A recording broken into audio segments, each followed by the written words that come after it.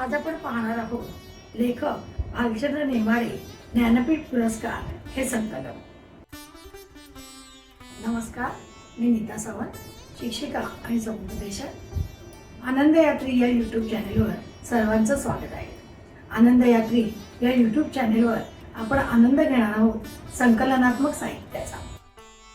भारतातील सर्वोच्च साहित्यिक सन्मान असलेला ज्ञानपीठ पुरस्कार 2015 साली डॉक्टर भालचंद्र नेमाडे यांना जाहीर झाला.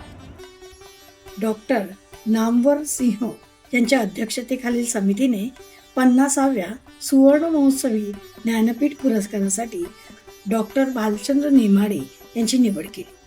10 लाख रुपये रोख, सरस्वती प्रतिमा आणि सन्मानपत्र असे या पुरस्काराचे स्वरूप आहे. या पुरस्कारातील सरस्वतीची प्रतिमा प्रदान करताना पंतप्रधान मोदी तसेच भारतीय ज्ञानपीठाच्या आजीवन विश्वस्त त्रिशाला जैन उपस्थित होत्या.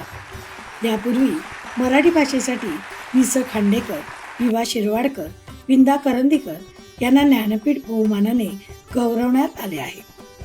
लेखक भालचंद्र नेमाडे यांनी 1980च्या आसपास हिंदू या कादंबरीची घोषणा केली.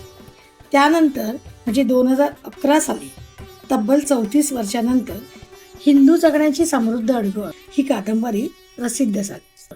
या कादंबरीकरिता लेखक भालचंद्र नेमाडे यांना 2015 साली ज्ञानपीठ पुरस्कार प्राप्त झाला.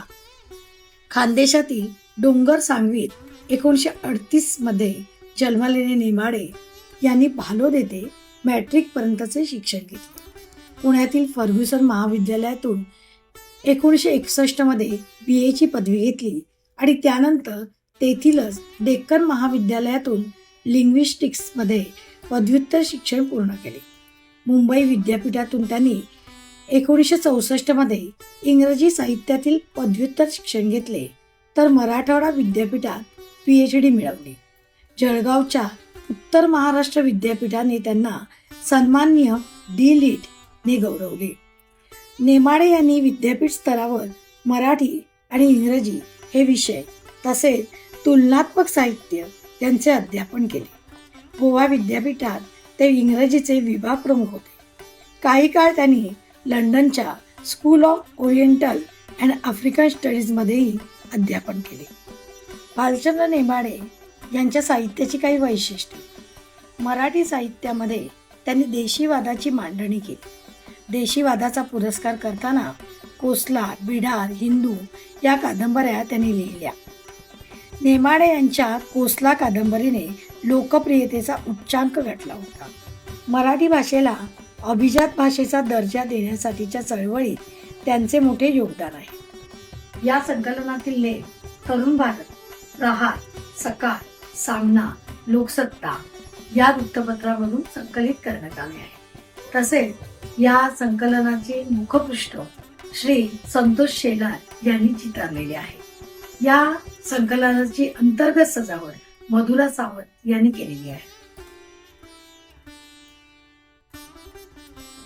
दुःखाचा अंकुश असो सदा मनावर, हलाहल पचविल्याबद्दल माथ्यावर चंद्र असो, चांगली माणसे मोजण्यासाठी हाताला 1000 बोटे असो, असा आशावाद डॉक्टर भालचंद्र नेमाडे यांनी देखणी या काव्यसंग्रहातून व्यक्त केलेला आहे.